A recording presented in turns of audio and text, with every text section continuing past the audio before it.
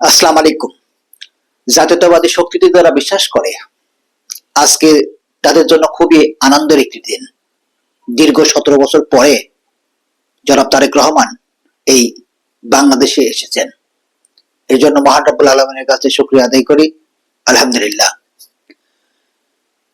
তিন দেশের তিন জামাতের আমির তারা কন্টিনিউয়াসলি প্রোপাগান্ডা চালিয়েছিল এবং ওই তিন আমিরের সমর্থক এবং জাসির সমর্থক বৃন্দ তারা অনবরত প্রোপাগান্ডা চালিয়েছিল।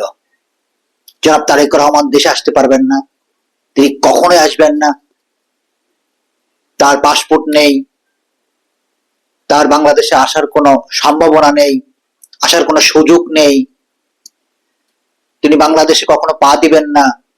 এরপর নিশ্চয় আপনারা জানেন যে আমাদের শীর্ষস্থানীয় নেতৃত্বের একজন বলেছিলেন যে তারেক রহমান লন্ডনের প্রবাসী বিলাসী জীবন ছেড়ে তিনি কখনোই বাংলাদেশের মাটিতে পা দিবেন না। আজকে সবকিছুকে তুড়ি মেরে উড়িয়ে দিয়ে মহান রব্বুল আলামিনের অশেষ কৃপায় তিনি এই বাংলাদেশের মাটিতে পা দিয়েছেন, আলহামদুলিল্লাহ।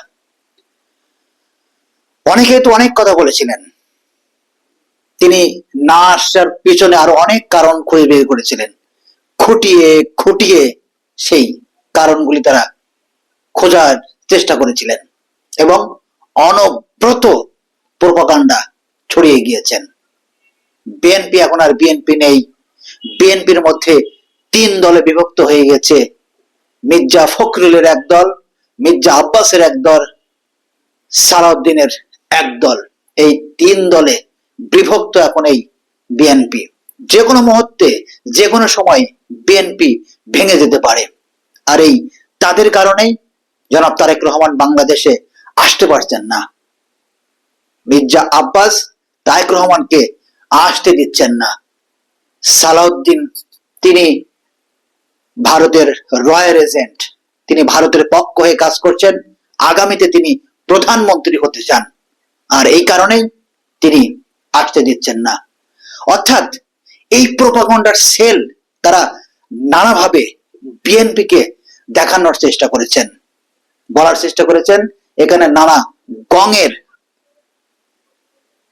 নানা দৌরাত্ম্য সৃষ্টি হয়েছে, যে কারণে তারেক রহমান বাংলাদেশে আসতে পারবেন না, কিংবা তার দলের এই সমস্ত নেতারা তাকে আসতে দিবেন না। কিন্তু এখন যা দেখলাম সবকিছু ভিন্ন। হয়তোবা ওই সমস্ত মানুষগুলি আজকে নাকে ক্ষত দিয়ে তারা আজকে এই মাটিতে কিংবা ওই দেশের ওয়ালে দেওয়ালে নাক ঠোকাবেন, আর হয়তোবা বলা বলি করবেন, হায় আল্লাহ, কি করলাম আর কি বললাম তার কিছুই তো মিলল না। আর এই বাংলাদেশের ওই সমস্ত জাতির সমর্থক এবং তাদের প্রোপাগান্ডা সেলের যারা সমর্থক রয়েছেন, হুজুকে যারা বাঙালি, তারাও বলবে, আহ, কি বলেছিলাম, কি আওয়াজ তুলেছিলাম, আর আজকে হলোটা কি। যিনি আসবেন না, আসতে পারবেন না, তার দল যাকে আসতে দিবেন না, সেই মানুষই আজকে বাংলাদেশের মাটিতে। এটাই মহান রব্বুল আলামিনের উত্তম পরিকল্পনাকারী। সুতরাং এখন বিএনপির ভারপ্রাপ্ত চেয়ারম্যান জনাব তারেক রহমান এই বাংলাদেশে এখন অবস্থান করছেন। অনেকেই দেখছেন বলা বলি করছেন তিনি নাকি ভারতের 3 শর্ত মেনে নাকি এই বাংলাদেশে এসেছেন। বাহ, আমি আসলে অবাক হলাম, তাদের মাথার ভিতরে আসলে মানে খেলু বলতে কি গোবর নাকি অন্য কোনো কিছু।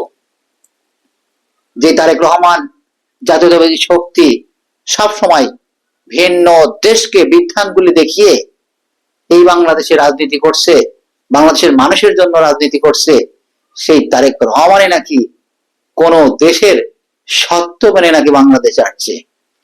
আমি অবাক হই, কোন কারো সত্য মেনে এই বাংলাদেশে তিনি আসছেন না। বাংলাদেশের মানুষের সত্য মেনে তিনি বাংলাদেশে আসছেন। বাংলাদেশের মানুষের কাছে তার দেবার অনেক পরিকল্পনা রয়েছে, অনেক প্ল্যান রয়েছে, যে কথা তিনি আজকে বলেছেন। আর সে সমস্ত দিতেই তিনি এই বাংলাদেশে আসছেন, মানুষের জন্য, জনগণের জন্য কাজ করার জন্য, জনগণের কাছে দেওয়া প্রতিশ্রুতিকে বাস্তবায়নের জন্য তিনি এই বাংলাদেশে এসেছেন। অন্য কোন দেশের সত্য কিংবা অন্য কোনো কিছুর চাপিয়ে দেওয়া কোনো সত্যের উপরে তিনি এই বাংলাদেশে আসেননি। যাই হোক, আজকে আর বেশি কথা বলবো না, শুধু এটুকুই বলি, যতই প্রোপাগান্ডা করেন না কেন, যতই মিথ্যা অসত্য ছড়ান না কেন, দিনের আলোর মতো সত্য সবসময় পরিষ্কার হয়ে যায়। আর আজকে তাই হয়েছে। সবাই ভালো থাকবেন। সবাইকে ধন্যবাদ জানিয়ে শেষ করছি। আসসালামু আলাইকুম ওয়া রাহমাতুল্লাহি ওয়া বারাকাতুহু।